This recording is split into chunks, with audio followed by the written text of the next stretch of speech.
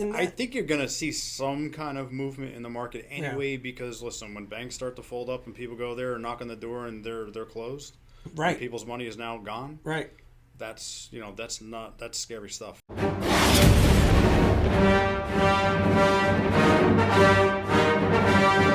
Stormy, what's going on? It's been a little while. What's happening? It's been a while since our video talking about the pre-33, like the $1 million deal, and then the St. Gaudens, like 1.2 mil. And how are you feeling now that the dust has settled? I'm relieved. Are you? That was a lot of work. It was a lot of work. I mean, that was panic. You had quite a bit of stuff. Yeah, it was a lot. It was a lot. You know, that's a market changer when you have that kind of quantity. So that's a market changer when you have that kind of volume. You're selling mass quantity into the market, so you're literally changing the ticker on it.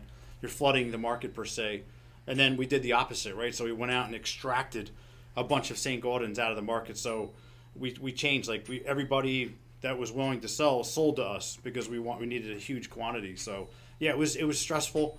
I'm glad I'm through it, and we're on to bigger and better things. Are all the pieces gone? Do you have any left? I have a little bit left of the 10s. I have a few 10s left. All right. So those who are watching the video right now, just make sure that you check out US Coin Trust and give Steve a call to try to get yourself one of those libs. We've sold some on the auction too. Yep. And people are like, "Hey, is this from the video?" I'm like, "Yep." Yep. But speaking of which, I've told people they're my favorite coin. You've got a whole bunch here. Yeah, so we're reloading one piece at a time. This is all stuff that kind of came into the store. A lot of really nice coins here, a lot of 20s, which some of them are absolutely stunning. Actually, I might grade a few of these. Are you really? I might, yeah. A couple of them are really, really nice. This one's a little weird, though. I was actually, that's what's up with that? What's up with this? Oh. Why is it like... I don't know. It's really thick. It's got a weird rim on it. You know something that I don't. What is it? What the hell? It's a watch. What the heck is that? It's a clock. Well, I don't understand. What am I... So it's a $20 gold lib coin, originally. That's been machined out. It is. It was at one time, and then they turned it into a desktop. I don't understand. Here, set it down for a second because I want to check it out. Get all up in here. Let's see. What? Super cool, right? I'm trying to look at the. That's got cool factor, folks.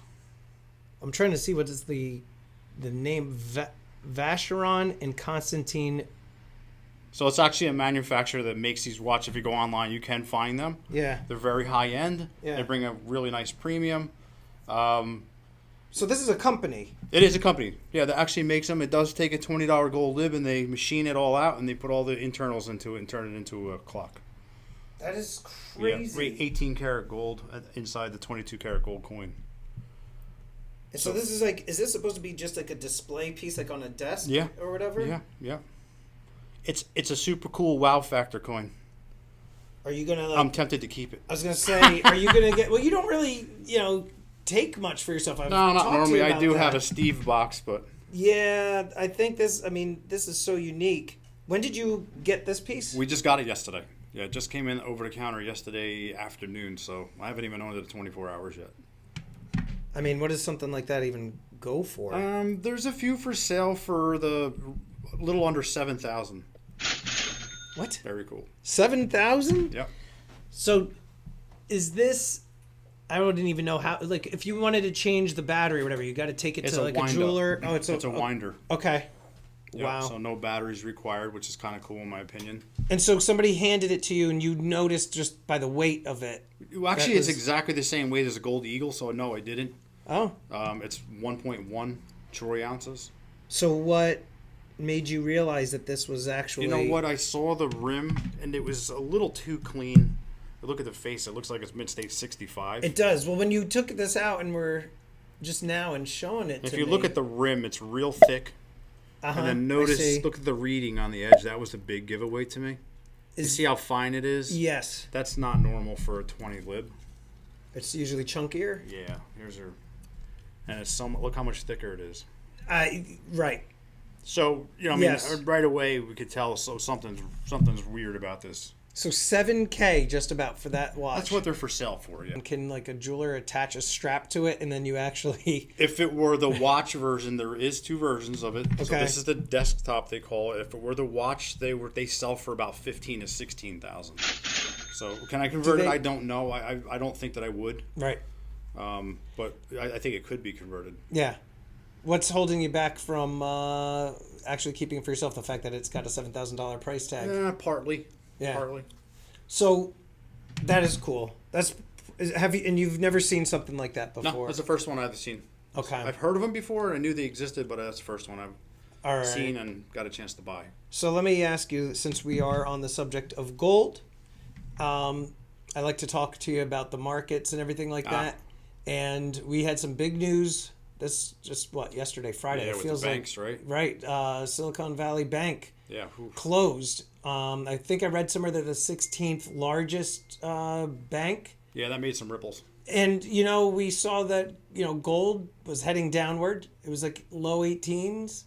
And then it just bounced right back up. Yeah, like pretty healthy reversal yesterday. I think that's, I'm not terribly excited yet. If you see a third bank get into trouble, then... Yeah, second or third bank, right. Now you got a problem. So this is what I want to ask you about, okay? Because, I'm only more recent into stacking for the last 5 years or so, right? Aside from the little gold that I bought in the mid-2000s. But here's the thing, right? We see that gold and silver can go 2 different ways.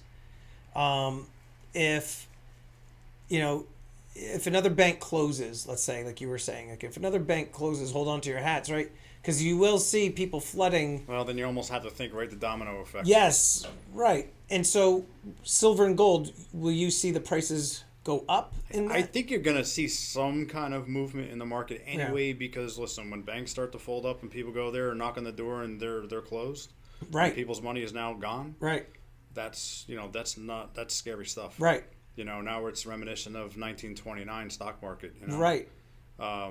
They talking about bank runs and stuff like that. I mean, I've had people come in here today buying gold because they're fearful of what might happen, like Monday. Yeah, just a thought. It shook up people up, and they're like, something I don't.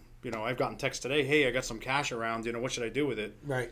So, put it into metals. Right. It's if you wanted my opinion. And that's the other thing too. Now, from your standpoint as a dealer, when that happens, people start getting nervous. They start wanting to buy silver and gold because people view it as a safe haven. Mm-hmm. The other group of people might just want to sit on their cash because they're fearful and they just want to hoard their cash. Yep. So from your standpoint, what happens with buying and selling? Because, I'm kind of in the same boat, not quite to the extent that you are, because this is what you do 24/7. Yeah. But, from your standpoint, is that a great opportunity as a dealer? Like, hey, people are nervous. They're selling their silver and gold, panic selling.